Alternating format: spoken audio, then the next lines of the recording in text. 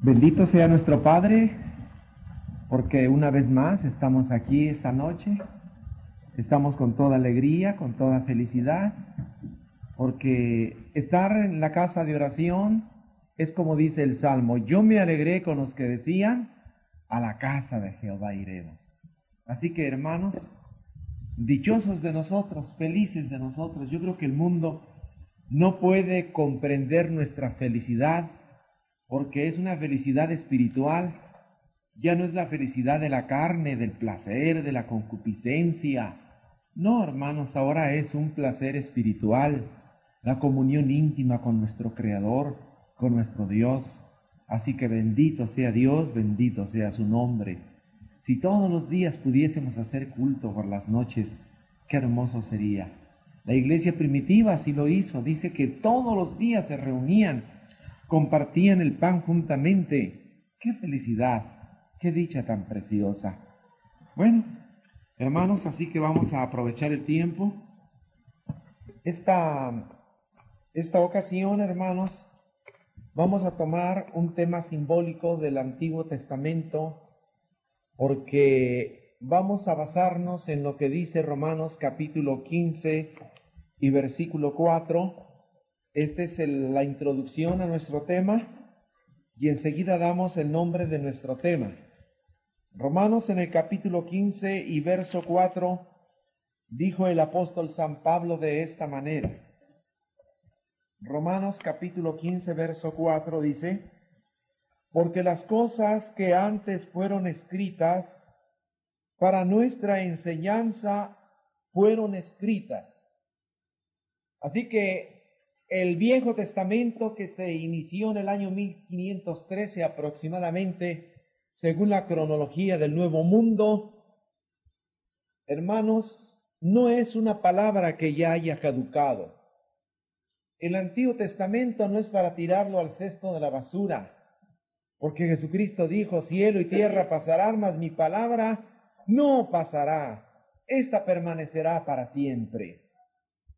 Entonces aquí el apóstol Pablo también ratifica esto mismo y dice que fue escrito para nuestra enseñanza, y agrega: para que por la paciencia y por la consolación de las Escrituras tengamos esperanza.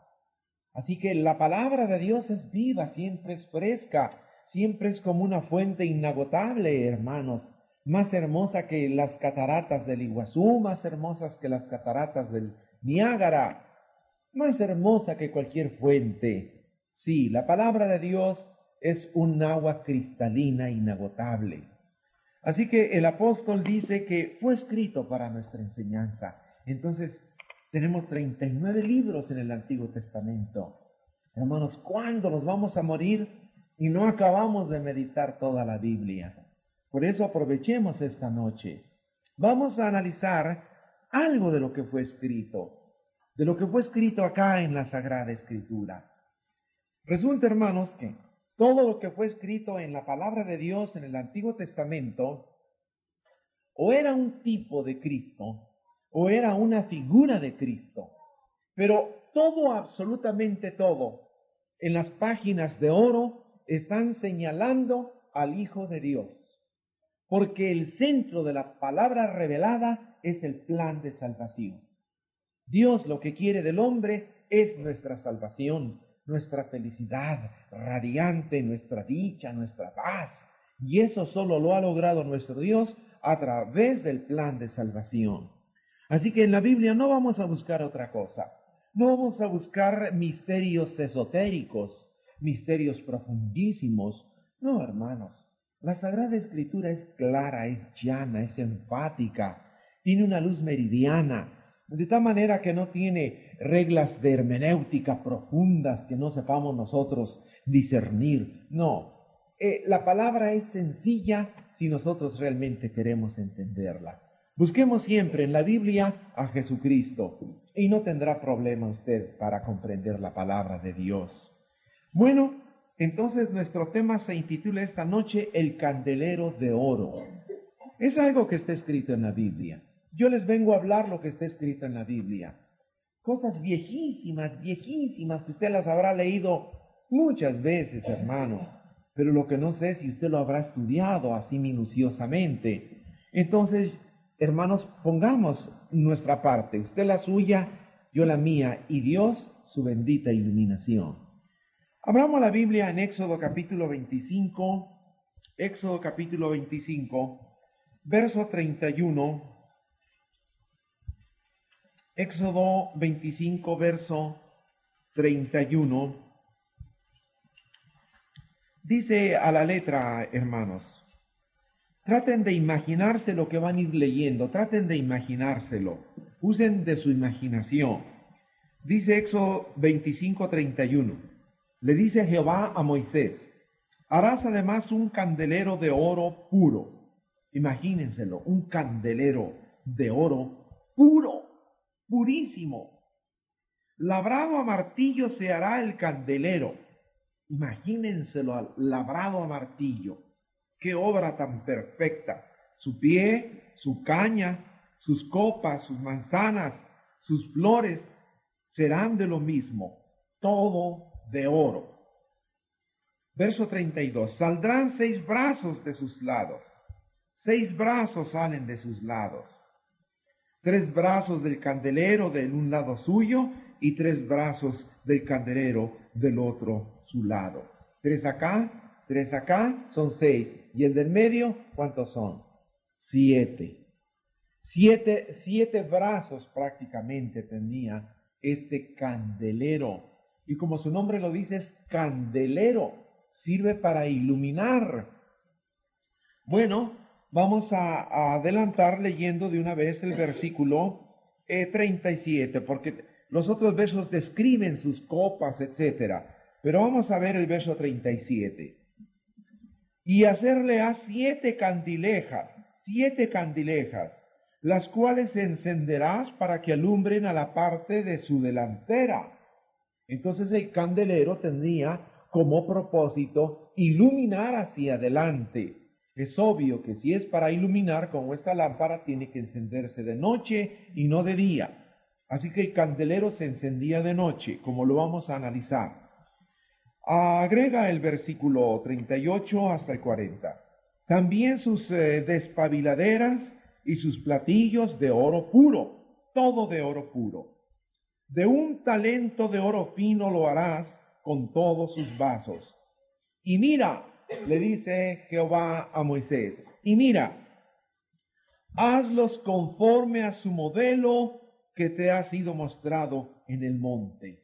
No lo vayas a hacer a tu gusto, no lo vayas a hacer a tu capricho, lo vas a hacer como se te mostró allá en el modelo, en el monte del Sinaí, lo vas a hacer exacto.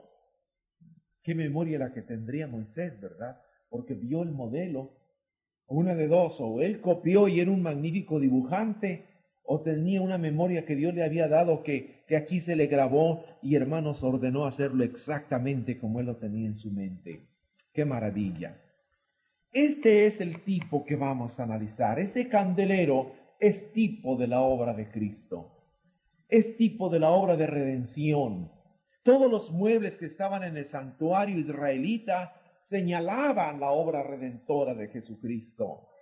Ustedes recuerdan que el santuario tenía el atrio, en el atrio había 2 muebles, el altar del holocausto y la fuente de bronce para que los sacerdotes se lavasen las manos y los pies. Se entraba al lugar santo y estaba a la derecha la mesa de los panes de la proposición, enfrente el altar del perfume y a la izquierda del lado sur este candelero que vamos a analizar. Pasaríamos el velo y adentro en el lugar santísimo estaba nada menos que el arca de Jehová con su propiciatorio de oro, 2 querubines de oro y adentro nada menos que la ley de Dios, las 2 tablas de piedra donde estaba la sempiterna ley de Dios, los 10 mandamientos. Bueno, así que vamos solo a analizar esta noche uno de esos muebles. Si Dios lo ordenó, imagínese usted el valor espiritual que tiene este símbolo. Vamos a ver ahora cómo el escritor a los hebreos en el Nuevo Testamento nos dice que esta era una figura. Por favor, abran la escritura en Hebreos. Hebreos capítulo 9. Hebreos Hebreos capítulo 9, verso 1 y 2, y luego verso 9. Hebreos 9, verso 1 y 2. Y vea que el tema que hemos analizado no es ningún capricho, sino es algo que es completamente bíblico, y por algo está escrito. Hebreos 9, 1 y 2. Tenía, empero, también el primer pacto, reglamentos del culto y santuario mundano, o sea, terreno, según dice la versión revisada. Agrega el verso 2, porque el tabernáculo fue hecho el primero, o sea, el lugar santo, en que estaban las lámparas, lo que vamos a estudiar esta noche. Las lámparas, o sea, el candelero, las 7 lámparas en un candelero, candelero de oro. La mesa de los panes de la proposición, lo que llaman el santuario. Luego dice, tras el segundo velo estaba el tabernáculo que llaman el lugar santísimo. Ahora vea cómo este mismo escritor dice que eso era una figura del tiempo actual. Ahora lea allí mismo, Hebreos 9, verso 9. Hebreos 9, verso 9. Dice, lo cual era figura de aquel tiempo presente. La versión católica es más clara en este verso, dice, lo cual era figura del tiempo presente.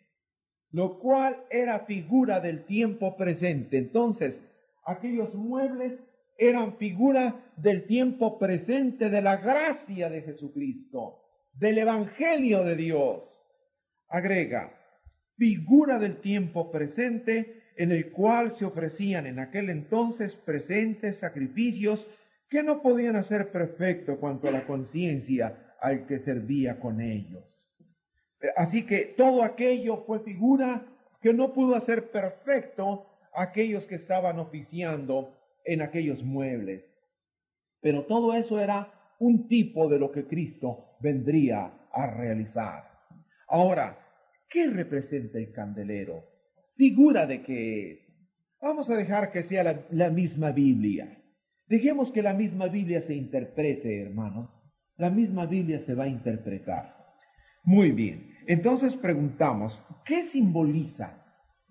¿Qué figura simboliza el candelero? Vamos a preguntarle ahora a Apocalipsis, ¿qué representa un candelero dentro de la Biblia? Apocalipsis capítulo 1, por favor. Apocalipsis capítulo 1 y versículo 20. Apocalipsis 1, versículo 20. Dice a la letra, Apocalipsis 1:20, el misterio de las 7 estrellas que has visto en mi diestra y los 7 candeleros de oro. Las 7 estrellas son los ángeles de las 7 iglesias. Ahora agrega la parte que nos interesa. Y los 7 candeleros que has visto son las 7 iglesias. Cada candelero era una iglesia, hermanos. ¿Qué significa entonces el término candelero según el libro de Apocalipsis? Significa nada menos que iglesia. Entonces el candelero estaba tipificando a la iglesia que Jesucristo vendría a establecer sobre esta tierra. Porque él lo dijo claramente en San Mateo. Dice, las puertas del infierno no prevalecerán sobre mi iglesia. Cuando usted y yo a veces decimos a una persona, la invito a mi iglesia, diga, perdone Señor, no es mi iglesia, perdón. Le invito a la iglesia del Señor. Nunca diga a mi iglesia, porque pobre de esta iglesia si fuera suya, hermano. Es la iglesia del Señor. El único que pudo decir mi iglesia es Jesucristo. La iglesia no es de los hombres, hermanos. Perfecto. Hemos visto entonces aquí que el candelero está significando la iglesia. Ahora vamos a ver cuántos brazos tenía. Volvemos a Éxodo 25 y verso 32. 25:32. Y saldrán 6 brazos de sus lados, 3 brazos del candelero de un lado suyo y 3 brazos del candelero del otro lado suyo. Así que lo del medio más 3 y 3 son 6 y el del medio 7. Porque dice 3 brazos acá, otros 3 acá, van 6. Y de donde salen, que es la caña del medio, son 7. 7 brazos en total tiene el candelero. ¿Por qué 7?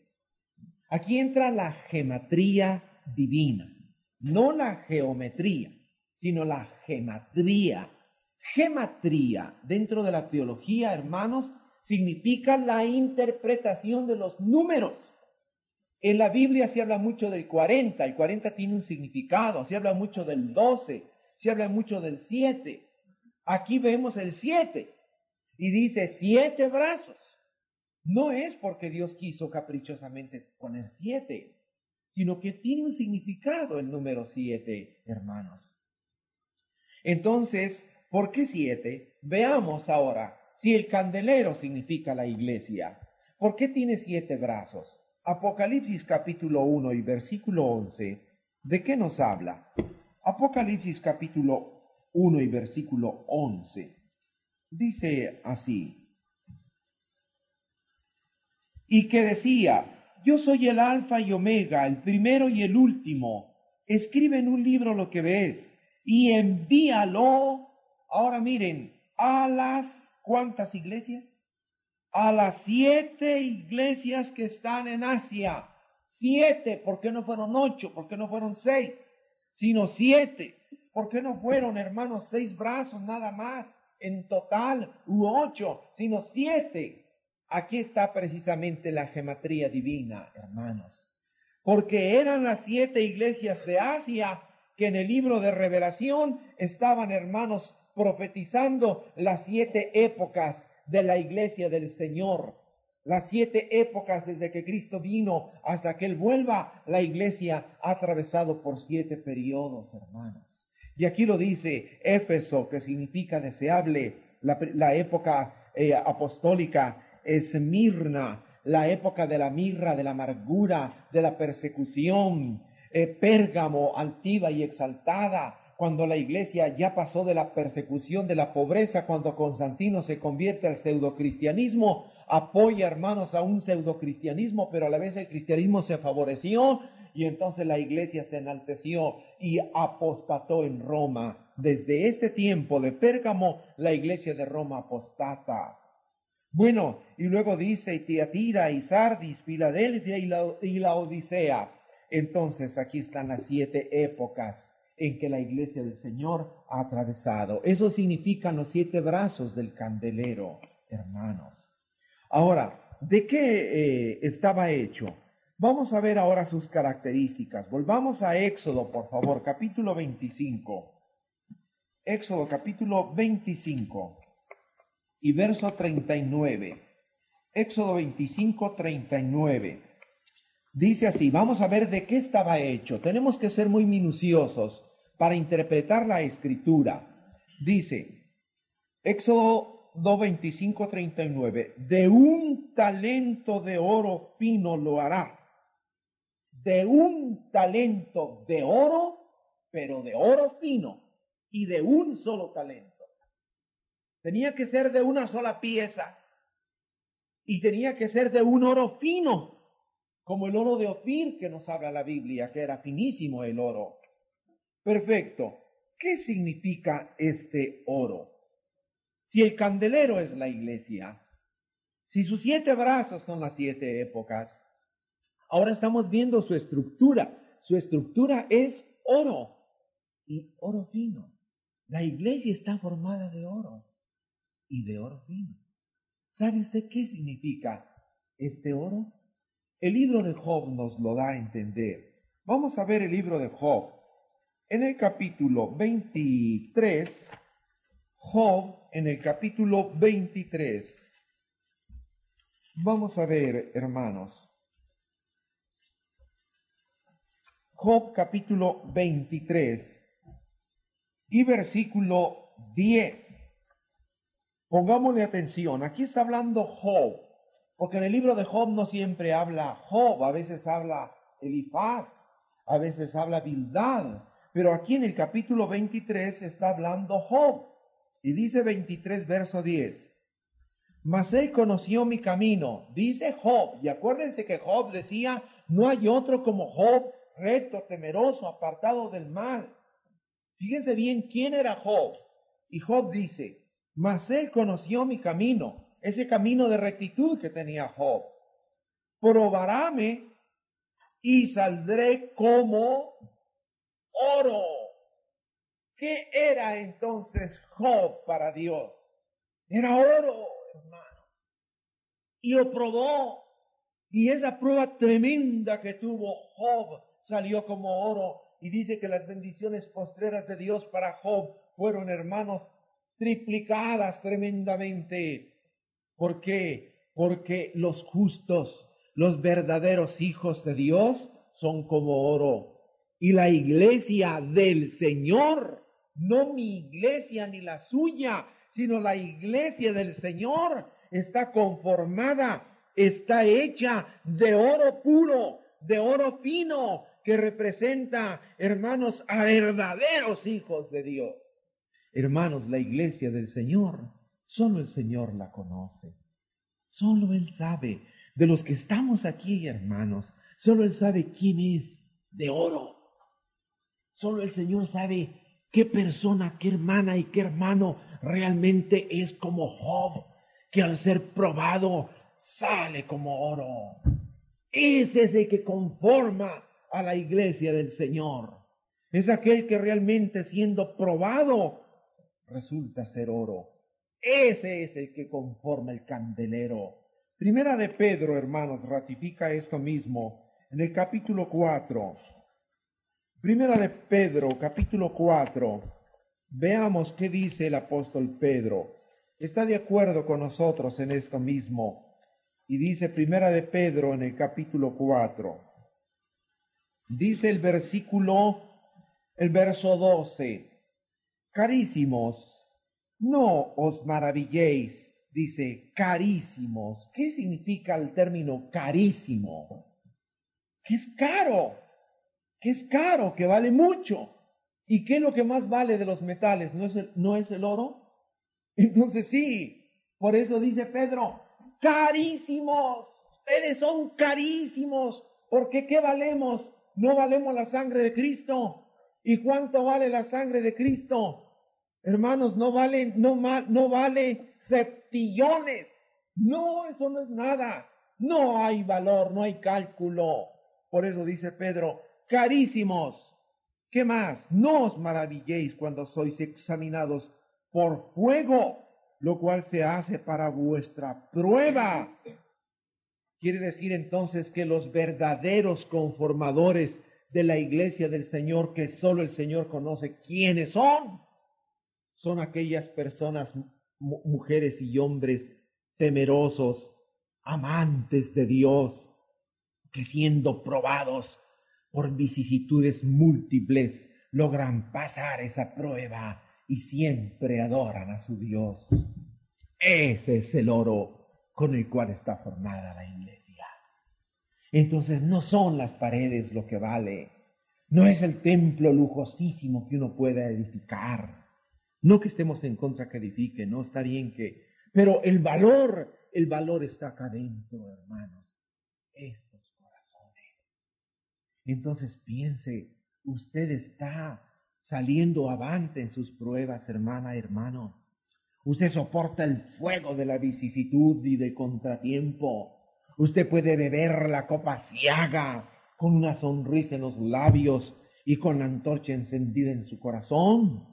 Entonces usted es un pedazo de oro. Usted conforma este candelero de oro. Por eso decía acá, volviendo a Éxodo 25, hermanos, en el verso 39, dice, de un talento de oro fino lo harás. Y si analizamos cada una de las épocas de la iglesia, encontramos que siempre había hermanos sinceros, que siempre ha habido gente temerosa de Dios, hermanos, en las 7 épocas de la iglesia. En toda forma y en todo tiempo ha habido hijos temerosos que han sabido pasar la prueba. Hoy estamos ya en la última época. Las señales son evidentes que es la última época, por cierto, la más triste, la época de la Odisea. Pero sí hay hijos de Dios. Mire, estamos en esta época. Veamos Apocalipsis 3 y vea qué nos dice el Señor a usted y a mí en esta última época. Vamos a ver si nos menciona al oro o no.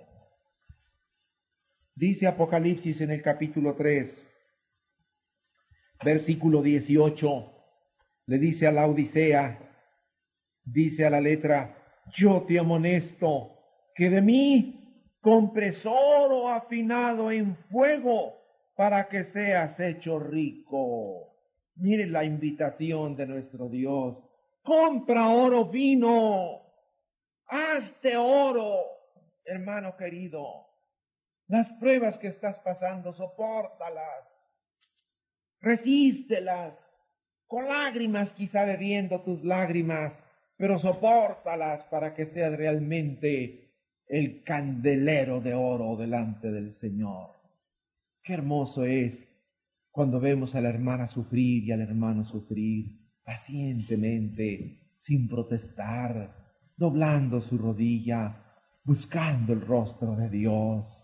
Qué hermoso, dan ganas de abrazar a ese hermano y decirle, Dios te bendiga, hermano, y me inspiras para seguir yo también adelante. Qué triste cuando un hermano no soporta la prueba, cuando un hermano desfallece, cuando un hermano protesta, cuando un hermano... Triste es esto, porque entonces no es oro. ¿Qué es? Eso viene siendo por ahí como plomo, viene siendo por ahí ya un metal que no tiene valor. Entonces no puede ser usted de la iglesia del Señor. La iglesia del Señor es aquella que pasa por el fuego y una vez que pasó por el fuego sigue siendo iglesia. Ese es el candelero de oro. Así que el símbolo, mis caros hermanos, es perfecto. Volvemos a Éxodo 25. Éxodo 25. Ahora verso 31. ¿Cómo tenía que ser hecho? Éxodo 25, 31. Dice, harás además un candelero de oro puro. ¿Cómo? ¿Fundido o labrado a martillo? Labrado a martillo se hará el candelero. Yo no sé muy bien este oficio, pero me imagino que fundido, me imagino que tal vez sería más fácil, no sé, que hacerlo a martillo. Pero por algo nuestro Dios está diciendo que a martillos. Me imagino que ha de haber sido una verdadera obra de arte. Pero para ser labrado, entonces quiere decir que tenía que salir perfecto. Y todavía existe, hermanos, en las historias, el dibujo del arco del triunfo de Tito. Cuando Tito, enviado por Vespasiano, uno de los emperadores del Imperio Romano, fue y derrota a Jerusalén el 10 de agosto del año 70, y entonces, hermanos, se ve que lleva el candelero de los 7 brazos. Y en verdad se ve, hermanos, así un candelero de veras de una sola pieza. Así que la historia atestigua esto mismo. Entonces la Biblia, hermanos, es una verdad adorable, que la historia lo confirma. Pues bien, qué precioso, imagínense ustedes, de una sola pieza. ¿Y la iglesia cómo tiene que ser? ¿De pedacitos o de una sola pieza? De una sola pieza. Y dice el libro de los Hechos que la iglesia primitiva era de un corazón, de un mismo sentir, de un mismo pensamiento. No había divisiones, no había antagonismos. Todos eran como un solo hombre, hermanos. Así debe ser la iglesia, de una sola pieza. ¿Por qué? Porque es un espíritu el que nos ilumina y el que nos dirige. Ahora bien, ¿por qué dice que labrado a martillo? ¿Qué representa el martillo? Tiene que tener su símbolo. Porque si estamos en la simbología, quiere decir que todo tenemos que encontrar el símbolo. Vamos a ver, ¿cómo es que se forma la iglesia? ¿Quién la forma? ¿Y a base de qué? Hermanos, sin ánimo en ningún momento de crítica, pero Tristemente vemos nosotros en esta época de la Odisea que para que usted reúna gran cantidad de gente, usted anuncie que va a exhibir películas, hermano, y le vienen como 1000 gentes para ver la película. Ahora se trata de conformar la iglesia a base de películas. Hermanos, aquí está perfecto el símbolo. La iglesia se forma a base de martillo. ¿Y qué es el martillo? Jeremías nos dice qué es el martillo. Jeremías capítulo 23, por favor. Aquí la Biblia se está contestando ella misma. No estamos inventando nada. Todo está escrito en la Biblia. Jeremías capítulo 23 y verso 29. Vamos a ver qué es el martillo. Jeremías 23, 29. No es mi palabra como el fuego, dice Jehová, y como martillo. Y como martillo. La palabra de Jehová es como martillo. Entonces la iglesia se va a formar a base de la palabra de Dios, no a base de películas. No a base, hermanos, de historietas. No a base de testimonios de hombres. Porque muchas veces el hombre al dar su testimonio puede ser que mienta, puede ser que le exagere un poquito y le haga más exagerada la cosa y ya no es una verdad, sino es una mentira. En cambio, palabra de Dios es martillo, martillo. Y de ver a la persona que soporta los martillazos de la exhortación, se aguanta y se va quitando lo malo. Hermanos, porque el martillo es para agitar, para dar forma, para conformar. Y el candelero tenía que ser formado a base de martillo. Entonces, hermanos, es duro, es golpe, como le dijeron a Jesús, dura es esta palabra. Dura es esta palabra, dura. Y el que no es oro, el que por ahí anda ahí siendo un pedazo de plomo al martillazo, vuela el plomo por allá y solo se queda el oro. Entonces el martillo es la palabra de Dios, hermanos. Y la iglesia primitiva, lo vemos que así se formó. Veámoslo, hermanos, para constatar esto. Veamos cómo amaba la iglesia primitiva la palabra de Dios. Hechos 18, verso 28. Miren qué usaban los primitivos predicadores. Miren qué usaban. Hechos 18, 28.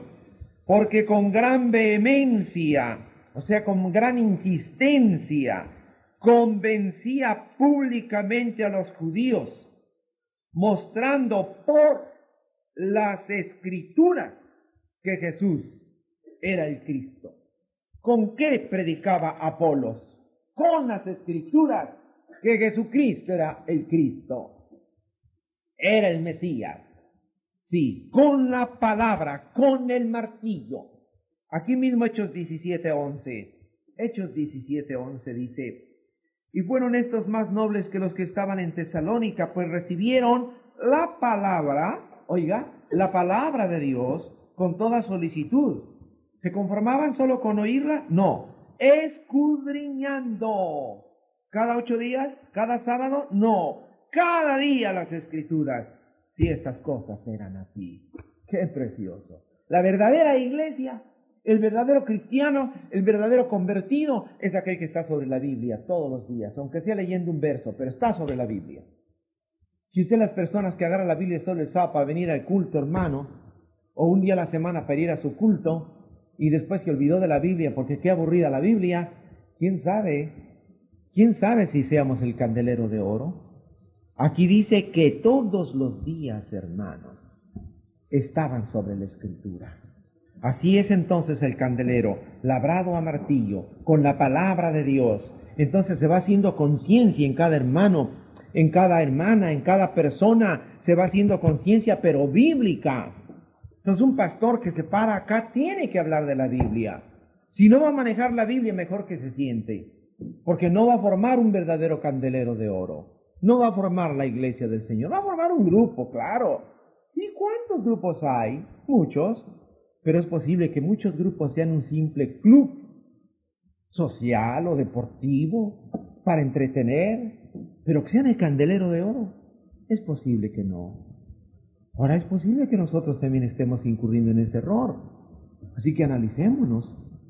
Pensemos si realmente estamos usando o no este martillo que dice aquí la Escritura, porque definitivamente tenemos que usar el martillo como estamos viendo aquí en la palabra de nuestro Dios. Ahora bien, ¿cómo es que tenía que hacerse este candelero? Volvamos a Éxodo, por favor. Éxodo capítulo 25, versículo 40. Éxodo capítulo 25, verso 40. Vamos a ver cómo tiene que hacerse el candelero. Vamos a ver si realmente tiene que ser de acuerdo a la idea humana o de acuerdo a la idea divina. Éxodo capítulo 25 y versículo 40. Mira y hazlos conforme a su modelo que te ha sido mostrado en el monte. Dice conforme al modelo, el modelo que yo te he mostrado en el monte. No va a ser entonces de acuerdo a lo que a ti se te ocurra. La iglesia, hermanos, en ningún momento debe ser de acuerdo a cómo se le ocurra al pastor. A veces nosotros queremos organizar la iglesia de acuerdo a nuestro punto de vista. Establecemos sistemas financieros inventados por nosotros. Hermanos, todo tiene que ser de acuerdo al modelo. Ahora, ¿quién fue el que vino a formar la iglesia? Ya dijimos que es Jesucristo. Mi iglesia. Él es el que viene a labrarla con martillo. Y Cristo dijo, donde se reúnen 2 o 3, ahí estoy yo, trabajando. Yo estoy trabajando. Es Cristo el que está haciendo su iglesia, no es el pastor, no es el hombre, es Cristo el que actúa. Es Cristo el que a través de su palabra hace, hermanos, conforma la iglesia. ¿Pero cómo? De acuerdo al modelo que se le mostró a Cristo. Acá a Moisés y allá a Cristo, comprobémoslo. Juan capítulo 5, verso 19. Juan 5, 19, hermanos.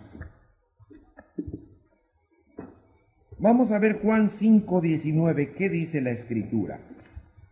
Juan 5, 19 dice a la letra. Miren qué hermoso. Cristo es el que hace la iglesia.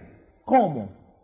Respondió entonces Jesús y díjoles, de cierto os digo, no puede el Hijo hacer nada de sí mismo, sino lo que viene a hacer al Padre. Oiga, qué precioso. Moisés no podía ser el candelero a su gusto. Cristo cuando vino a la tierra no iba a ser, hermano, su iglesia a su gusto, sino como el Padre le ordenó, como el Padre le mostró. Qué humildad tan preciosa la de Cristo Jesús. Y agrega, porque todo lo que Él hace, todo lo que hace el Padre, esto también hace el Hijo juntamente. ¡Qué precioso! Y aquí mismo en Juan capítulo 7, hermanos, verso 16 dice, respondióles Jesús y dijo, mi doctrina no es mía, sino de aquel que me envió. Mi doctrina no es mía, sino de aquel que me envió. Todo lo que Cristo habló, todo lo que Cristo hizo, no lo hizo por su propia idea, por un egocentrismo, por exhibirse. Nunca. Él fue el más humilde de los hombres nacidos de mujer. Hermanos, entonces la iglesia está hecha de acuerdo al modelo divino. Así que usted no quiera ser, hermano, un miembro a su gusto. Si el pastor lo soporta como usted quiere ser, está bien. Si no, usted busca otra iglesia. No, hermano. No, nunca haga tal cosa. En cualquier grupo donde usted esté evangélico, hermano, trate de hacerse de acuerdo a la palabra de Dios. Trate de ser humilde y sencillo. Déjese labrar por la Biblia. No empiece a decir que eso no, de eso usted no lo entiende y que acá se contradice. Mejor cállese, dedíquese a orar y a estudiar con humildad y poco a poco Dios le va a ir revelando la palabra de Dios. Pero no se llene de soberbia, porque entonces usted va a querer hacer una iglesia a su gusto o que lo reciban a su gusto. Allá leemos que tenía copas, que tenía almendras, que tenía manzanas. Sería, hermanos, hermoso estudiar todo eso, pero vamos enfocando desde otro ángulo. Pero si usted tiene que ser manzana, déjese ser manzana. Si usted tiene que ser un almendro, déjese ser almendro. Pero a veces, alabrándome el Señor almendro, yo quiero ser manzana también, yo quiero ser flor. No, Señor, cada quien es lo que el Señor le está conformando. Muchas veces todos los hombres quieren pasar aquí al púlpito, pero si usted no tiene don, ¿a qué va a pasar? Si no tiene don de Dios, mejor siéntese y espere qué don tiene. Cada quien tiene su don. Pero cuando vienen las envidias y las discordias, hermanos, entonces, ¿qué hacemos del candelero? Entonces no somos candelero, porque el candelero verdadero de Dios, el Señor lo labra y sus hijos se dejan moldear. Así que cualquier hermanito o hermana rebelde, hermanos, van saliendo. Son esos pedacitos que se están zafando del talento de oro y que están cayendo y que no quedaron en el candelero. ¿Por qué? Porque no se dejaron formar. Así que piense, qué triste sería. No nos gustaría que usted saliera del candelero. Nos gustaría que usted quedara, pero dejándose dar la forma.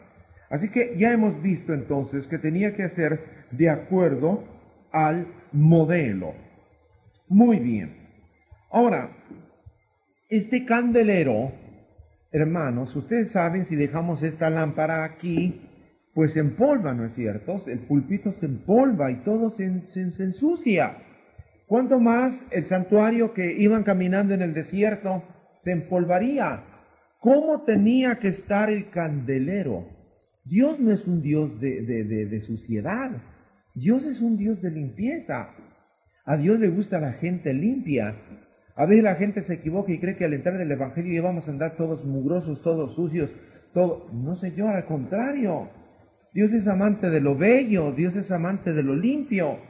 Ahora veamos con la Biblia cómo tenía que permanecer el candelero. Levítico 24, verso 4. Levítico 24 y verso 4. Veamos cómo tenía que permanecer. Levítico 24 y verso 4. Dice, sobre el candelero limpio pondrá siempre en orden las lámparas delante de Jehová. ¿Cómo tenía que permanecer el candelero? Limpio. ¿Cómo tiene que permanecer la iglesia? Acá un adúltero, allá una fornicaria, allá un borracho, allá un maldiciente, allá un estafador, ¿así? El pastor un vividor. ¿Esa será la iglesia del Señor? Y el pastor no puede corregir porque él es el primer vividor, tiene que aguantar a aquella adúltera, al otro fornicario, al otro borracho, tiene que aguantarlos porque como él es un vividor, pues lo que le importa es vivir nada más del Evangelio. Qué triste los grupos así, hermanos. Qué triste cuando no se corrige el pecado. Qué triste los grupos de las iglesias, hermanos, donde se está consintiendo y tapando los pecados. Si ustedes aquí, hermanos, en este lugar, quieren ser el candelero, tienen que hacer limpieza. Así sea el que sea. Así sea mi padre, mi madre, mi hijo, mi hija, mi esposa. Si está en pecado, hay que disciplinarle y si no se corrige hay que tomar disciplina. Porque de lo contrario, el candelero no estará limpio. Y aquí dice, sobre el candelero limpio. Primera de Juan 3:3, ¿qué nos dice? Vamos a ver si el Nuevo Testamento ratifica este tipo, porque tiene que estar ratificado. Si en el Nuevo Testamento no está ratificado, entonces no encaja el símbolo. Primera de Juan 3, verso 3. Primera de Juan 3:3. Y cualquiera que tiene esta esperanza en Él, ¿qué hace? Se purifica como Él también es limpio. Entonces, ¿qué tiene que hacer cada hermano, cada hermana? Estarse purificando, estarse limpiando, porque todos tenemos errores, no hay uno que no tenga, todos somos humanos, falibles, nos equivocamos, a veces premeditadamente, a veces, hermanos, sin querer, pero todos cometemos errores. Entonces, ¿qué? Pues una continua limpieza. Ya dije que si esto se queda aquí, pues se empolva. Entonces, límpielo. Usted su mente se le empolva porque dice allá Isaías 57 que el impío nos arroja cieno y lodo y el mundo nos vive arrojando cieno y lodo. Entonces digo, uy, me aventaron lodo, ¿no? Pues tengo que limpiarme. ¿Por qué? Porque me invitan a qué, me invitan a estafar, me invitan a mentir, me invitan ¿A cuánta cosa me invitan? O a veces nos enrolan, hermanos, y nos quieren enrolar y nos dicen, usted diga que sí y tenemos que decir que no al decir la verdad, pero dicen que digamos que sí. Y no, Señor, yo no digo que sí porque eso es mentira. Y allí es donde está la lucha, para permanecer limpios. Pero si usted le dice, sigue el rumbo al mundo y usted también se está ensuciando con el mundo porque quiere quedar bien con la esposa, con el esposo, con papá, con mamá, con la hijita, con el hijito, porque pobrecito no, Señor. Si usted quiere ser del candelero, Jesús dijo, el que amare más padre, madre, mujer, hijos más que a mí, y apoye sus mentiras y sus falsedades, sus idolatrías, etcétera, etcétera, no es digno de mí. No es digno de formar parte del candelero porque el candelero es limpio. Así que esto es enfático, esto es terminante, queridos hermanos. Ahora, ¿cómo se llamaba este candelero? No hemos visto su nombre, solo dice que es candelero. Pero veamos ahora cómo se llama. Tiene un nombre. Primera de Samuel, capítulo 3. Primer libro de Samuel, capítulo 3. Primer libro de Samuel, capítulo 3. Primer libro de Samuel, capítulo 3 y versículo 3. Vamos a ver cómo se llama. Primero de Samuel, capítulo 3, verso 3. Dice a la letra. Primero de Samuel 3:3. Y Samuel estaba durmiendo en el templo de Jehová, donde el arca de Dios estaba. Y antes que la lámpara de Dios fuese apagada. ¿Cómo se le llama? ¿Lámpara de qué? Lámpara de Dios. Así que el candelero era la lámpara de Dios. ¿Cómo debe llamarse entonces, hermanos, todo el conjunto de creyentes? Bueno, Primera de Corintios capítulo 10, verso 32. No inventemos ningún nombre, acá está escrito en muchos pasajes. Primera de Corintios 10:32 dice, sed sin ofensa a judíos, el pueblo judío, y a gentiles, los que no son judíos. ¿Y a quién más? Y a la iglesia de Dios. ¿Cómo debe llamarse la iglesia? Iglesia de Dios. Pablo dice allá en Gálatas 1, capítulo 13, verso 14, que perseguía a la iglesia de Dios. Entonces el candelero es lámpara de Dios. La iglesia es iglesia de Dios. Otro nombre, pues, ya será un gusto humano, ¿no? Dice allá Pablo, dice, nosotros no tenemos la costumbre de discutir. Solo mostramos lo que dice la Biblia y punto. Lo creyeron, no importa. Perfecto, entonces ya vimos cómo se llamaba. Muy bien. Ahora, hermanos, dijimos que el candelero, dice que tenía sus candilejas. Tenía sus candilejas para que se encendiera. Vamos a volver a Éxodo capítulo 25. Éxodo capítulo 25. Verso 37, por favor. Éxodo 25, 37. Dice a la letra. Dice Éxodo 25, 37. Y hacerle a 7 candilejas, las cuales se encenderá para que alumbren a la parte de su delantera. Pensemos en esto primeramente. No iban a alumbrar hacia atrás. Esa lámpara, por ejemplo, alumbra a todo el contorno. Pero la lámpara de Dios era para alumbrar, dice, hacia adelante. ¿Qué símbolo es este? Nosotros, hermanos, antes de entrar al Evangelio, ¿qué éramos? Éramos vieja criatura, ¿no es verdad? Y dice el apóstol, dice, nos debe bastar el tiempo pasado. Y dice, ya no queremos ni recordarlo. Y dice, es cosa torpe, dice Pablo, hablar de lo que hacen los gentiles allá. No veamos el pasado, por favor. Veamos qué cosa. La delantera. Veamos el futuro. Vivamos el presente bien del futuro. Usted es de las personas que vive el pasado. Está equivocada, hermana. Nunca vive el pasado.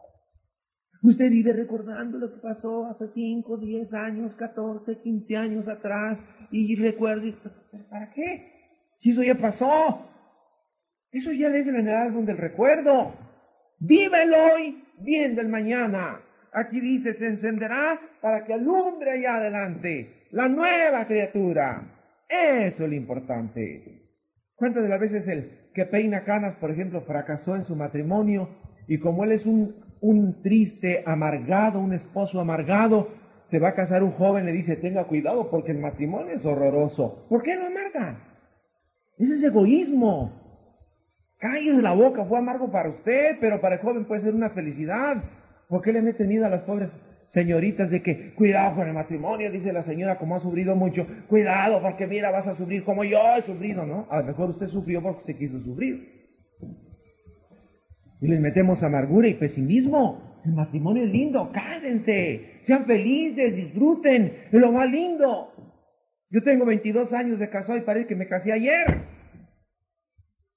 Sí, hermano, si se muere mi mujer y vuelve a resucitar, me vuelvo a casar con ella, y se vuelve a morir y yo sigo viendo, me vuelvo a casar con ella.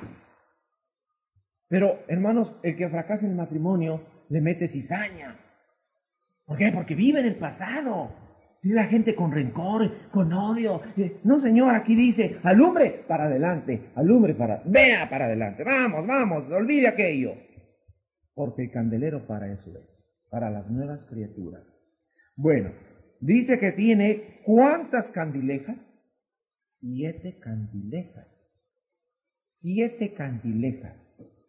Bueno, perfecto, 7 candilejas. ¿Qué representarán estas 7 candilejas? ¿Y qué le ponían en la candileja? Esto, por ejemplo, tiene gasolina, si no me equivoco, puede ser gasolina, no sé cómo le llamarán aquí. Pero tiene un líquido allá adentro, ¿no es verdad? Pues el candelero también le ponían, en su candileja, le ponían un combustible. Vamos a ver qué combustible. La Biblia nos habla de él, no vamos a inventar nada. Levítico 24, verso 2. Levítico 24 y verso 2. Levítico 24 y versículo 2.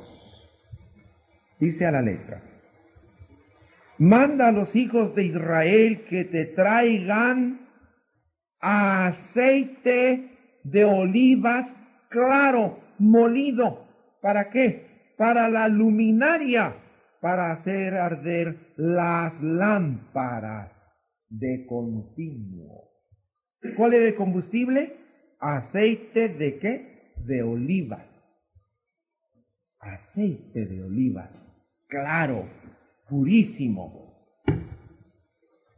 ¿Y símbolo de qué es el aceite dentro de la Sagrada Escritura? ¿Para qué usaban antiguamente? ¿Qué usaban antiguamente para ungir a los reyes, a los sacerdotes? Usaban un aceite especial. ¿Y Jesucristo de qué fue ungido según el libro de los Hechos capítulo 10? Dice que fue ungido del Espíritu Santo. Y segunda de Corintios dice que nosotros tenemos la unción del Santo. También lo dice primera de Juan. Entonces el aceite es símbolo del Espíritu Santo. El aceite es símbolo del Espíritu Santo. ¿Y qué es lo que hace, hermanos? Que la iglesia dé luz. ¿No es el Espíritu de Dios? ¿Usted solo por su sapiencia es que brilla, hermano?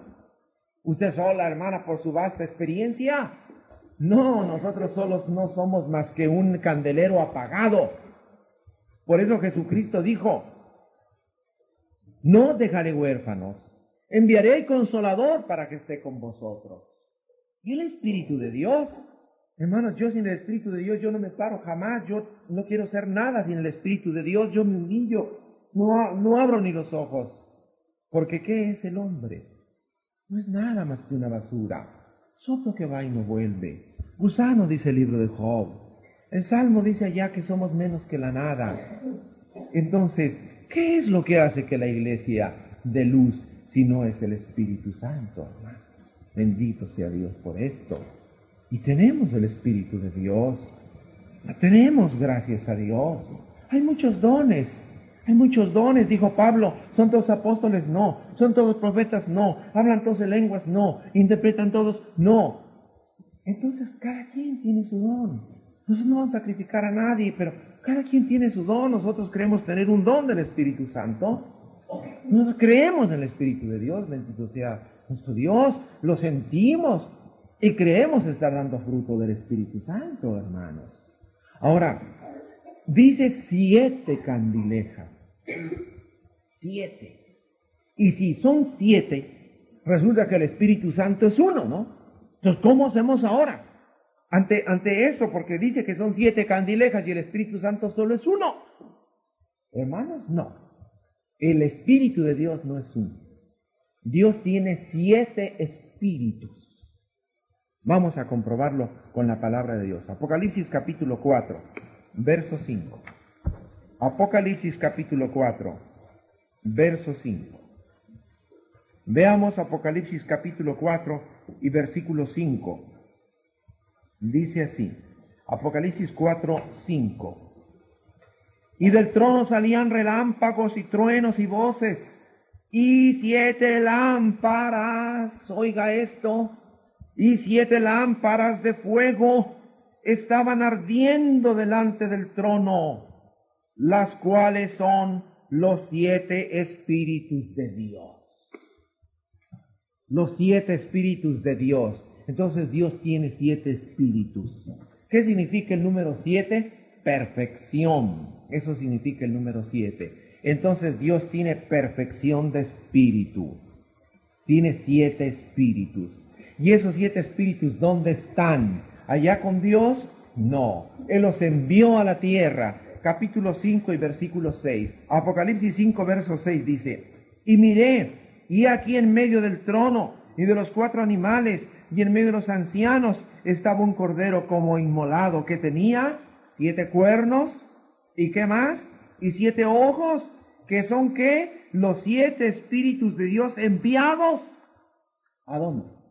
En toda la tierra. ¿Y dónde están? En el candelero. ¿Cuál es el candelero? La iglesia. ¿Cuál? ¿Solo esta? No, la que el Señor conoce. Si nosotros somos oro, si nosotros hemos pasado la prueba, somos la iglesia del Señor. Pero no vamos a ufanarnos sectariamente, digo, nomás nosotros, y que no esté en nuestro libro, ese no es nada. Cuidado porque ese es orgullo, soberbia, torpe e ignorante. Ese es un sectarismo equivocado. La iglesia, solo el Señor la conoce. Y su iglesia tiene los 7 espíritus de Dios. Enviados, dicen, toda la tierra. Aquí están las 7 candilejas, hermanos, que están ardiendo.